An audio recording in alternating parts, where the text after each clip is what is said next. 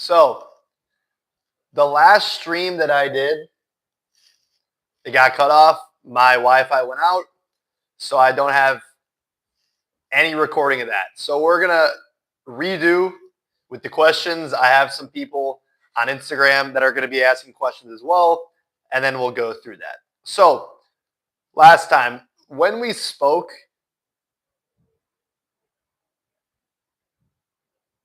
the question is, what KPIs should every single founder track for their sales team? Okay, so in reality, you have to track every single KPI. Setters have to track dials, leads converted, conversations, qualified book calls, and their show rate. Closers, they have to go ahead and they have to also track show rate. They should track close rate, and then they should actually track deal size. Now, the biggest thing that I train teams on is you have to track every single metric, and you guys need to stop putting different metrics in a vacuum. Majority of the business owners and the sales managers that I talk to, they're so focused on training close rate. And the reason why that's wrong, number one, close rate is a very, very small piece of the puzzle. And while it doesn't hurt to have a great close rate, if you're systematically just forcing close rate, oh, you got to get your close rate up, you're neglecting so many other things. And if you're only optimizing for close rate, your closers, number one, are going to be very, very salesy on their calls. Number two, they're going to be pushing people that are unqualified and also pushing a lot of payment plans or deals that are not ideal. So I was consulting for a sales team, and the guy kept saying, we need 45% close rate. And then he kept wondering why all of the clients that came in were shitty, and also we're not paying the full $5,000 to get in. They're doing a bunch of payment plans. And that's exactly that. On the other side, it's a big reason why when I talk to marketing teams, they need to stop focusing on simply optimizing for low cost per lead. Because yeah, you can have a $2 cost per lead, but if the leads are shit, it doesn't matter. I'd rather have a $50 cost per lead and close rate be like 50% versus a $2 cost per lead and none of the leads are converting. So that's why you can't put different KPIs in a vacuum. You have to track the entire thing. So that's a great question. Now, question number two. If someone wanted to start a business today with no money, what would you recommend they do first? Okay, in reality, guys, you shouldn't start, I shouldn't say can't. Okay, you should not be starting a business with no skills and no money, because everyone wants to start a business because all these course sellers just simply sold you a pipe dream, telling a bunch of 18-year-olds that they can get rich by having no money. In reality, that's farthest from the truth. It can happen, but it's very, very unlikely. To build a business, you need two things. You need hard skills and you need capital. If you don't have either, the likelihood that you're going to see success in something very, very competitive is very, very low. And keep in mind, if people are selling courses on this, it's going to be even more competitive as well. So you need to learn fundamentals. You need to learn sales. You need to learn marketing. You can go out, you can get a sales job. You can get a W-2 sales job. You can get a 1099 sales job. Or you can figure out marketing. You can figure out how to run ads, Facebook ads, Google ads. You can figure out how to do SEO. You can figure out how to do copywriting for people. So in reality, you need to build a foundation first of skills and then go on and actually build a business. Because all those huge people that you guys see online, like, Hormozi or Cardone or things like that, those guys built hard skills. Those guys learned the fundamentals of marketing. They learned the fundamental of sales, and they simply took those skills and built great businesses. But you can't build great businesses without having the fundamentals first. So good question. Okay, what is the biggest mistake that people make when creating their offer? Most people create an offer that serves everything to everyone. And if you're a beginner, you think, oh, well, if I sell everything to everyone, I can just reach out to anyone possible and I can tell them I do SEO, websites, landing pages, Facebook ads. And in reality, the reason that doesn't work is because you're entering a race to the bottom. When you sell everything to everyone, you're simply a commodity, and commodities, they just go by price. So if you're not at the best price. You're just going to churn if you even sell a deal. So that's why you got to niche down as far as possible. And what do I mean by niching down? You got to niche down as granular as possible, and you got to sell one product at the beginning to one niche.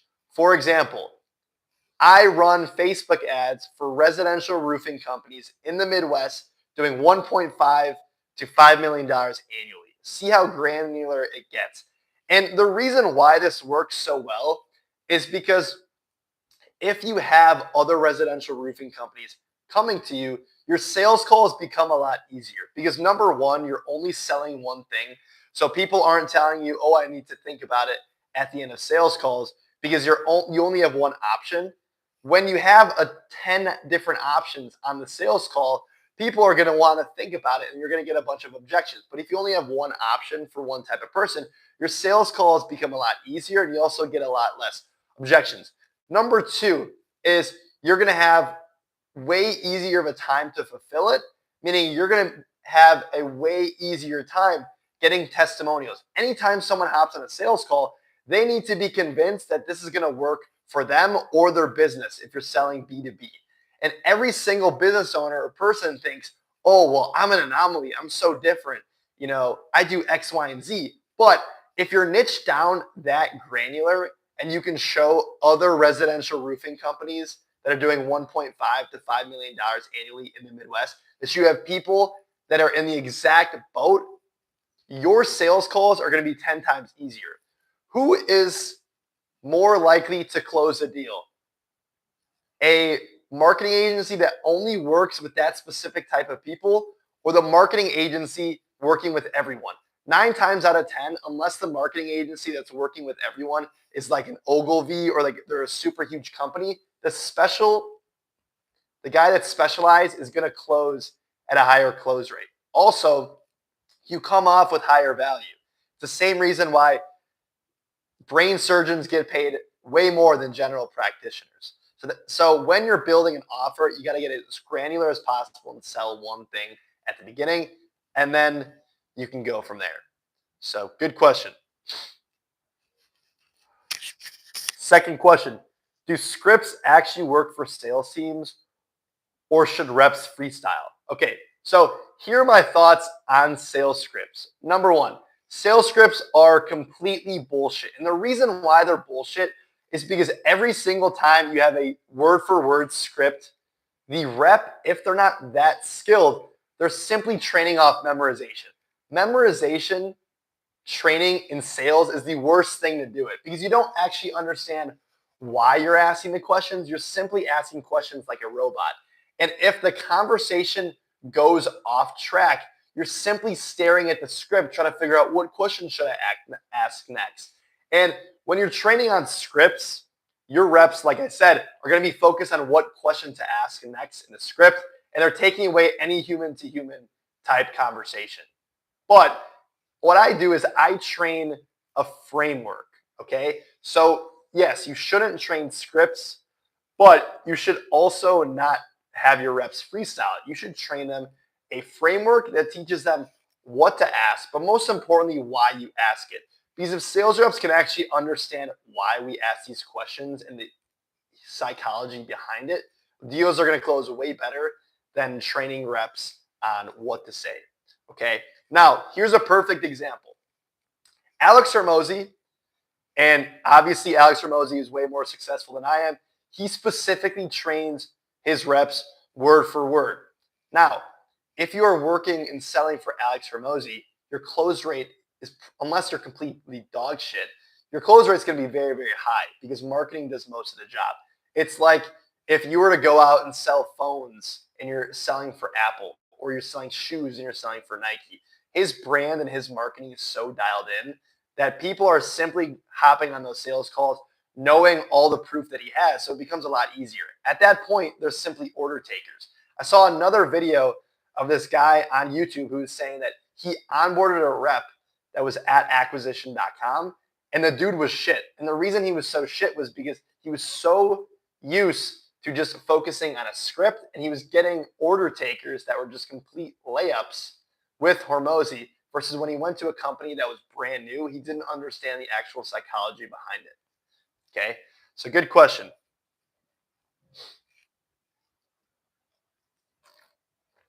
Now, the next question. What's the difference between a founder who scales to $1 million a year and one who stays stuck at $100,000 a year? Okay, the difference is simply systems and processes and delegation. If you're a business owner, you can simply raw dog your way to $100,000 a year. That is nothing. That's what is that? I'm retarded. I'm not good at math, but that's 9K a month. That's if you're selling a couple $1,000 packages, that's like 2 deals closed. You can raw dog your way by having a shit product, no systems, and just no processes in place. But to actually scale to $1 million a year, you need systems and processes. And on top of that, you need proper delegation. So I had a business owner that he completely raw dogged his way to $1 million a year. He was taking every single sales call. But after that year, he completely burned out because he was on like 12 sales calls every single day on top of actually running fulfillment. So if you want to scale and actually build out a sales team, you have to have the proper systems in place. Your reps should know exactly what they're selling, how they're selling it, what to say, why to say it, and then all their KPIs. And once you have proper systems in place, delegation just becomes the bottleneck. And that's really how you can actually scale businesses. When should you fire a sales rep versus keep training them? Okay, I have a video about this on my YouTube, and it's called the 3-strike rule. Now, any single time that you onboard a sales rep, they should know in onboarding exactly what expectations are and what they're doing. And lastly, when meetings are. So they should know all their KPIs. They should know how they're going to go ahead and close deals. And lastly, they should know exactly when meetings are. So once they know that, anytime they mess up, they get a strike. For example, let's say any sales rep shows up late to meetings consistently, or they're not showing up at all without telling the sales manager or the business owner. That's a strike. Or let's say the setter is not doing its dials. They're supposed to do 250 dials a day. They're doing 200, or they're doing 10, or they're doing 100. That's a strike. Let's say a closer is not showing up to calls on time.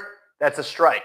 Now, the key with the strike system is you have to let your reps know that they are getting a strike. You have to sit them down, have a meeting with them, say, hey, this is a strike. Here is why you're getting the strike, and here's how to improve.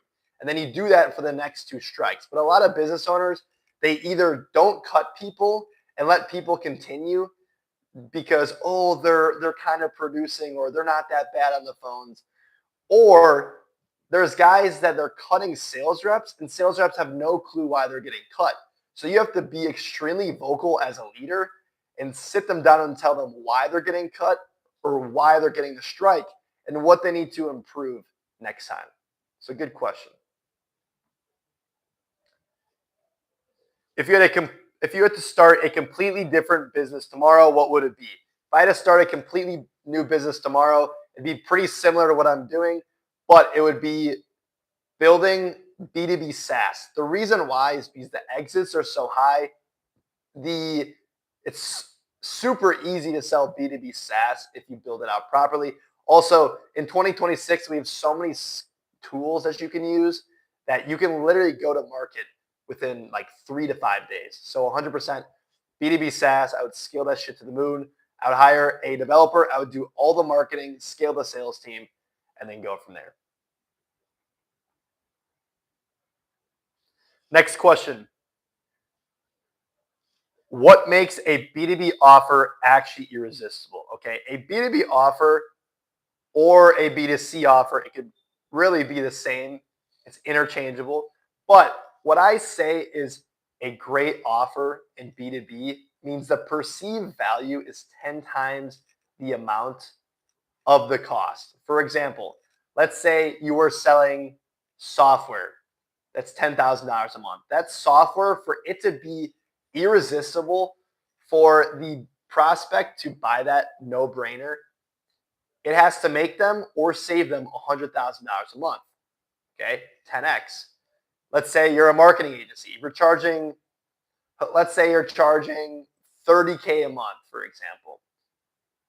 You need to be able to get them the results of $300,000 a month. Okay, they need to be making an extra $300,000 a month.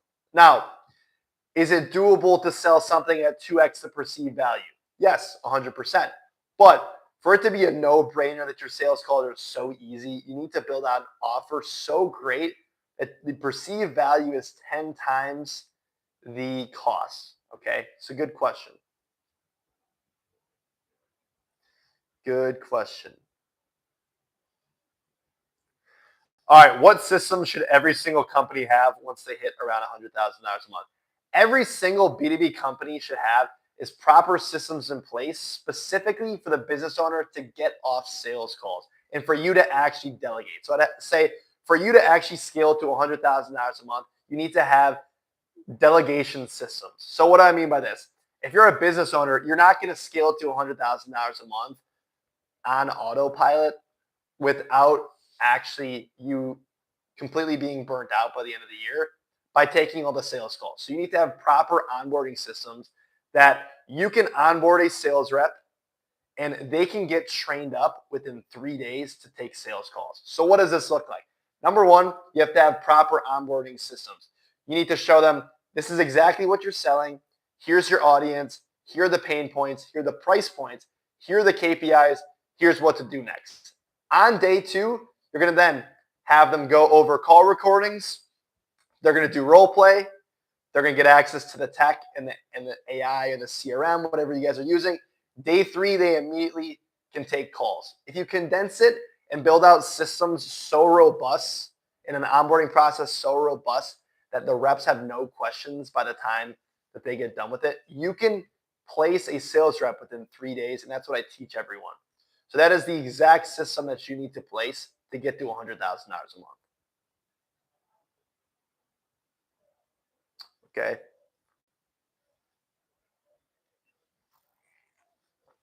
All right, let's see. What other questions? Do you think selling courses is unethical or just misunderstood? Good question. Okay.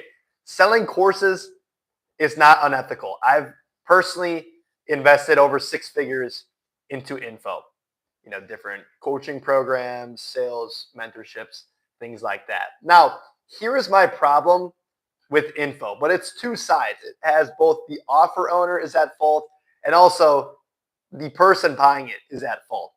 Is when you have offer owners selling whole business models. And the reason why is because majority, I'd say over 90% of these guys that are selling whole business models, they're making 10 times the amount of money selling the course versus doing the business model. But that's obvious.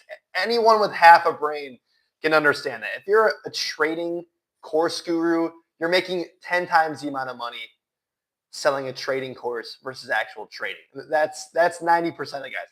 Obviously, there are outliers, but that's 90% of the guys. But the reason why I hate the selling the whole business model is, number one, if you were so good at your business model, why the fuck would you try to pollute it with more people?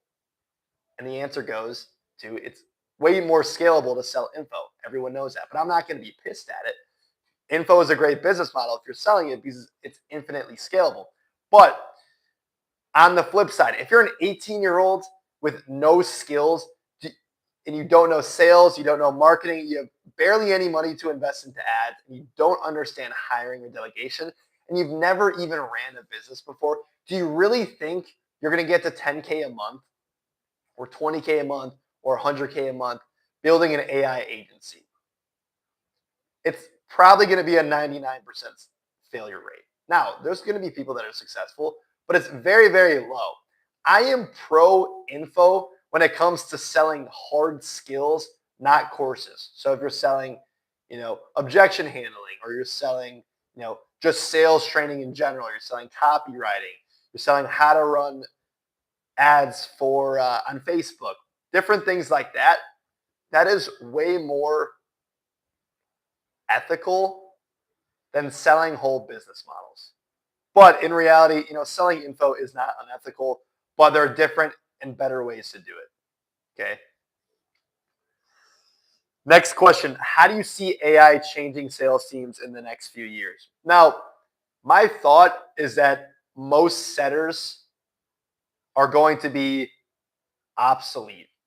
And the reason for this is because number one, obviously you have the AI SDR, but number two is you can build out way more marketing systems that are way more robust that don't need a setter to be doing 10 to 15-minute calls. For example, we were running just a lead form ad that was bringing in kind of qualified people. Setter would do an outbound call. They would take 15, maybe 10 to 15-minute call, and then they would go ahead and book them in. Now, simply what we do is we run them to a landing page. The landing page has way more disqualifiers on the booking page.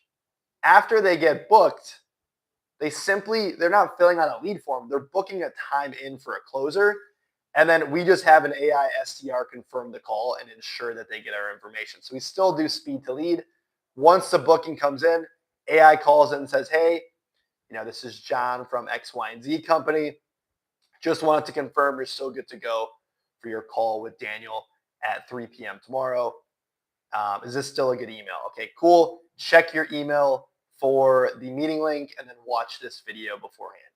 So it becomes a lot more systematized and then ultimately just a lot easier because with an AI SDR, they're simply just confirming if you have a way better funnel and you don't need to train setters as much because setters are just a hassle. They're always the bottleneck. They're either not working or they're really, really just setting a lot of dog shit appointments. Now, I've trained some great setters. Not to say, it's very, very easy to train great setters, but it's the most work. So yes, AI is definitely going to change sales teams 100%.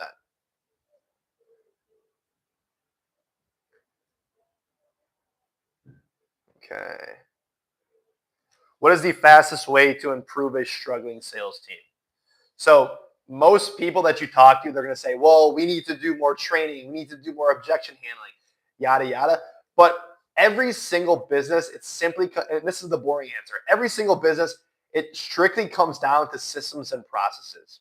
For example, I worked with a business that they were constantly focused on let's do more role play, closers, let's do more role play, let's record more calls, let's review more calls, et cetera, et cetera. Now, there's nothing wrong with doing that, but a lot of times if you have better systems in place to fix that, like you have a better lead handoff process from setter to closer, or you have email and SMS sequences and systems in place to improve close rate. Stuff like that is going to move the needle way further than simply just hammering in reviewing sales calls. So this company, like I said, they were so focused on reviewing sales calls and doing role play, which is great. They're proactive. But in reality, the reason why they weren't closing deals is because their their show rate was so low. The reason their show rate was so low is they didn't have proper call confirmation process and they had a terrible lead handoff from the setter to closer. So what did I do? I fixed the process from the setter to closer. Setter would simply book in a call. They would go ahead and make a group chat with the closer, introduce the group chat. Closer would then send over a human video saying, hey, nice to meet you. Our demo is at 2 p.m. Let me know if you have any questions. So that would make everything a lot smoother. And then second, the prospect would get way better emails before the call with testimonials, with stats, and then with like pre-call videos going over exactly what you do, demo videos and things like that. So that not only were they completely bombarded with information, but they also knew exactly when the call was. And doing those two things were able to take their show rate from like 35% to like 75% within 2 weeks. So fastest way to improve a struggling sales team, have proper systems in place. Is AI going to replace sales reps or make them more valuable? Good question. I don't think AI is at a point yet to that it's going to replace closers, but AI is definitely going to be able to replace setters. Now, do I think, like I said previously, AI is probably good enough to do 15-minute conversations, but in my sales team, we probably don't want AI to do 15-minute conversations. So instead of doing a lead form to outbound setter to book call, we simply do a book a call funnel. AI confirms the call, ensures they have the email, ensures they're able to show up to the call, and then closer closes the deal. But I think prospects want to have a human to human conversation, and majority of sales calls, closing calls are going to be 45 minutes to an hour, especially the higher price points that you get into. If you're selling, $10,000 a month packages, people want to speak to a real human being. So closers are never going to go out of business, at least for now. We haven't seen AI get as good as it will get in the next 5 years. When should a founder stop doing sales themselves? That's a good question. So I think every single founder needs to start in sales because they need to build out a foundation. They need to record calls. They need to build a proven process with scripts, call booking confirmations, the whole 9 yards, the entire process. They need to have actual foundation and proof that that works. Then most importantly, like I said, they need to have call recordings. Once they're able to build out a proven process, really at any point after, I would say, closing 10 deals themselves, they can bring on a sales team. But a huge problem that I see is two things. Either a business owner wants to take every single sales call and they're not able to scale because he's taking 20 calls a day and he's not able to do the needle moving tasks. Or number two, which is probably worse, is the business owner wants to onboard sales reps without any proven process. They've never closed a deal before. So how are you going to know exactly what to build? And the problem is if you're a business owner that's like that, where you want to build a sales team without having an actual proven process, you need someone to build that process out for you. And if you're simply hiring closers, closers are supposed to close deals. They're not operators. So what you need to do is have a proven process, or you need to hire an operator that can build a proven process for you so that you can build out a team. But you can't onboard setters and closers if you don't have documentation of how to set appointments, how to confirm calls, how to close deals, how to properly get paid from the prospect, how to onboard clients, how to handle the CRM. And lastly, and most importantly, have proof of concept so that they can see in call recordings how this call did. Was it good? Was it bad? And here's why. Okay.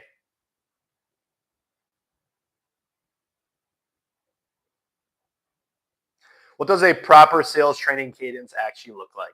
Sales reps should be training every single day. It's the same thing with going to the gym. It's the same thing with any other skill. Majority of business owners, they suck at scaling their sales team because they focus for like the first month with onboarding the rep and they're working one-on-one with the rep.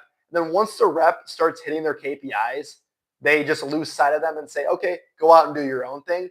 And then the rep is a human being. Human beings want the path of least resistance, and the rep is just going to fall below and majority of times not do the things that got them there. So what does proper training cadence look like? Monday, Wednesday, Friday, team sales meetings. You can do full team or you can do setter, closer model. And then every single morning, even outside of Monday, Wednesday, Friday, sales reps have to do role play. They have to report it back to their sales manager or business owner.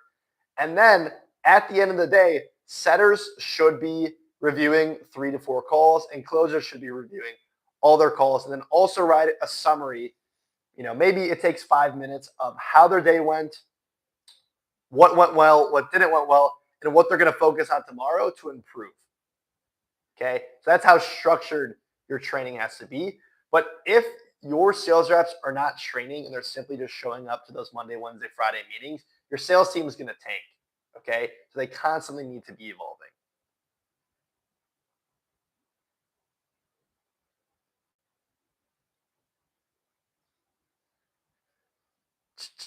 Why do most sales reps fail? Most sales reps fail because they have no systems and processes in place by the business owner. Majority of business owners, they think that, oh, I have a business, now I can build a sales team. But in reality, you need to have proper systems in place. If you're onboarding or you're delegating anything, whether that's a VA, sales reps, or a media buyer, you need to show them so in depth how to actually do the role, what the role is, what they're actually doing day to day, how to actually do it. And everything should be so in depth that a 5-year-old could understand.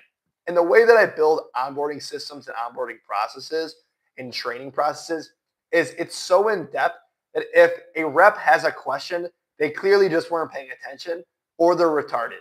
That's how robust your system should be.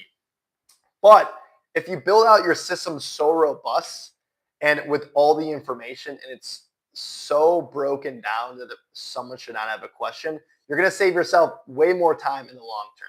Yes, building out these systems and processes does take a while, but you're going to thank yourself once it's done, because if you have a smooth onboarding process, you as a business owner or your sales managers are going to thank you because there's less day-to-day headache of onboarding the reps. And ultimately, your reps are going to perform at the highest level in the quickest amount of time. Okay.